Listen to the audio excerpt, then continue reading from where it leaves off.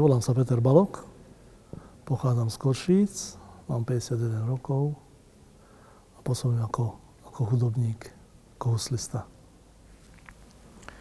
Ja sa volám Peter Balog, mám 27 rokov a pôsobím v štátnom divadle Košice. Pochádzam z hudobníckej rodiny. Veľa generácie dozadu, ako samozrejme boli všetci muži muzikantmi, takže pochádzam naozaj z starej košickej muzikantskej rodiny. Akurát môj ocko nebol, a teda jeho súrodenci takisto, nakoľko ockov otec bol cymbalista a bol ako 28-ročný odvlečený do koncentračného tábora. Môj otec mal vtedy 2 roky, a nevrátil sa. Zobrali samého starého otca, ale chceli zobrať moju babičku, lebo neviem z akého dôvodu, akože zbierali ženy s deťmi. Ženy a ženy s deťmi. No a ockov najmladší súrodenec mal 2 mesiace, takže ho chceli s babkou zobrať, ale nejak sa ponúkol dedo, nejak sa toho dôsledníka podarilo presvedčiť, takže zobrali deda. Samého. Bohužiaľ sa už nevrátil. Z toho dôvodu môj ocko nebol muzikant. Hej. Tam bola medzera, ale už otec nás z detí spravil muzikantov. Mal som aj brata, cymbalistu. Bohužiaľ veľmi skoro odišiel do muzikantského neba, ako 43-ročný. Mám jednu sestru a najstarší brat už tiež nie je medzi nami. On nebol muzikant. Keď som sa narodil, som mal husličky pripravené, takisto ako starší brat. Mal pripravené paličky od cymbalu.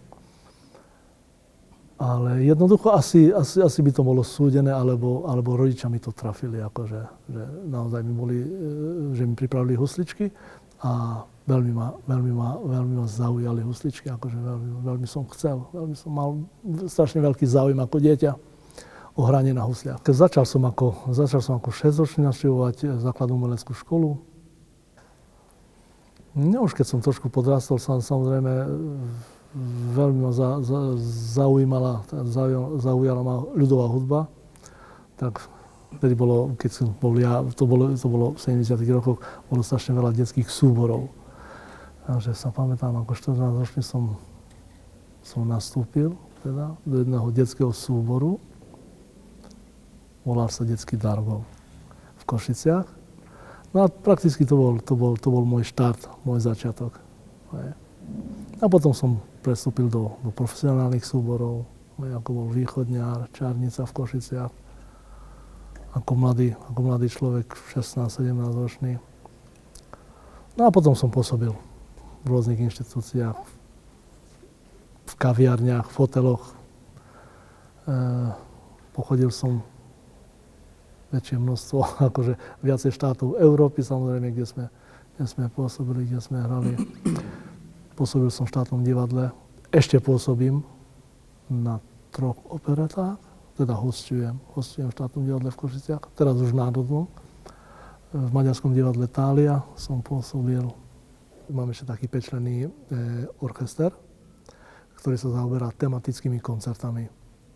Takže či je to filmová hudba, či sú to operety, alebo evergreenová hudba, proste tematické koncerty. Ja som to mal ľahšie, keďže otec je huslista, takže ma tiež k tomu viedol k husliam. Začal som hrať na husličky ako 4-ročný. No a nastúpil som ako 6-ročný na hudobnú školu a samozrejme otec ma k tomu viedol. Takže sme doma sa pripravovali, potom sme išli na hodinu do hudobnej školy. A neskôr ako 15-ročný som nastúpil na štátne konzervatórium v Košiciach, kde som bol 1. a 2. ročník a následne som prestúpil do Prahy na konzervatórium. Tak po čase, po ukončení štúdia som sa vrátil do Košic a teraz pôsobím v Národnom divadle v Košiciach. Ja som dostal svoje husličky od môjho strýka, od dedovho brata, ktorý bol tiež huslista, z okolností otec Valdemara Matušku. Takže ja som zdedil po ňom husličky A ja som ich odovzdal synovi, keď mal asi 15 rokov. Lebo je to strašne dobrý, je to strašne kvalitný nástroj. Nakoľko Peťo koncertoval a chodil po všelijakých súťažiach, tak potreboval naozaj veľmi dobrý, kvalitný nástroj, tak ja som ich daroval, takže teraz ich má on.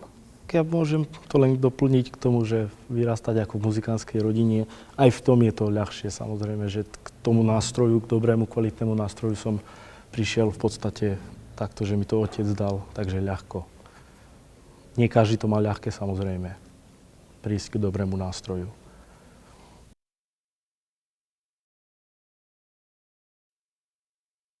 Je to hudba. Či je to taký alebo onaký žáner, je to hudba.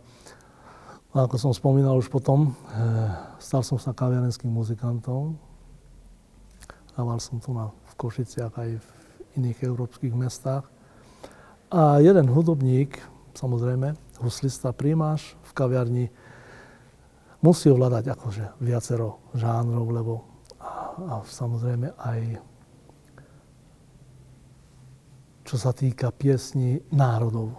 Lebo napríklad aj v Prahe som strašne dlho pôsobil a tam bola len v kaviarni, je len, akože chodia len klientela, je len cudzinecká, sami cudzinci.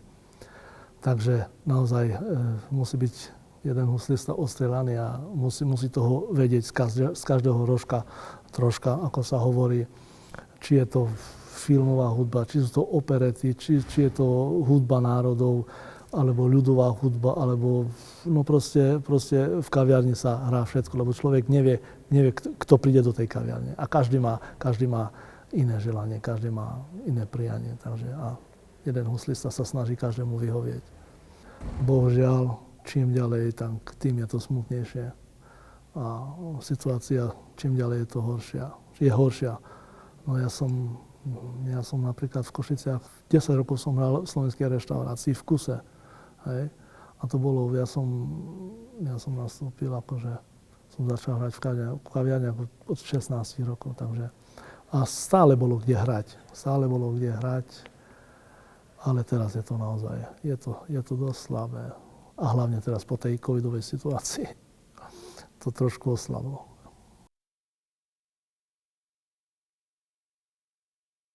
Ja som bol vedený od malička ako k klasickej hudbe. Tak to ma viedol k tomu otec. Takže samozrejme klasika. A tak jasne, že milujem aj ľudovú hudbu, lebo som v tom od malička samozrejme tiež. Z klasickej hudby je to asi Maxim Wengerov. A z takejto ľudovej hudby je to asi Jároka Šándor. Takže títo dvaja sú moji takí najväčší idoli.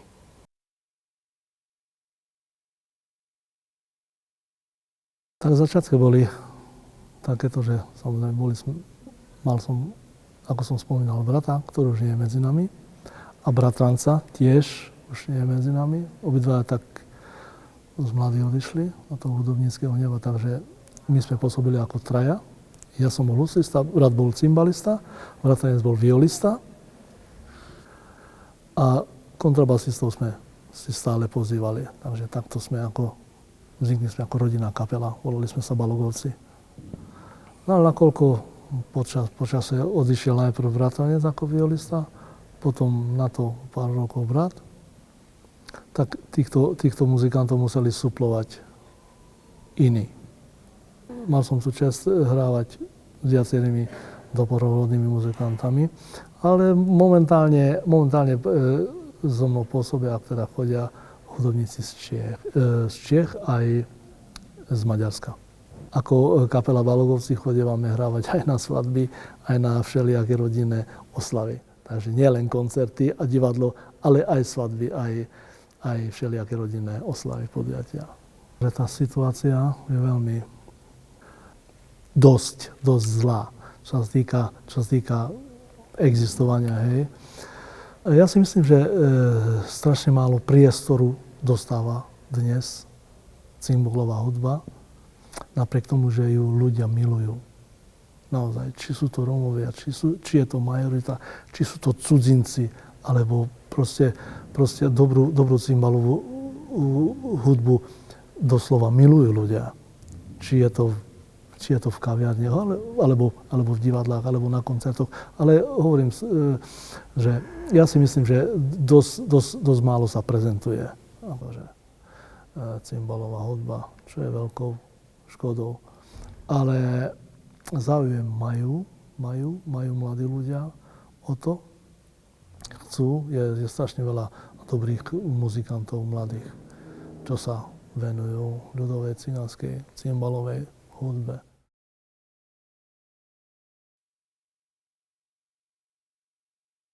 Áno, moje plány sú do budúcna také, akože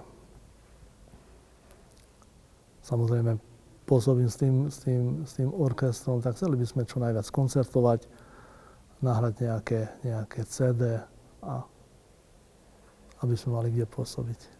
Ako povedal otec, samozrejme. A tak hovorím tiež, aby bolo viacej koncertov, aby sa viac prezentovala tá ľudová hudba celkovo a rôzne, no. Človek nevie, čo v podstate príde. Dúfame, že to bude lepšie a lepšie stále.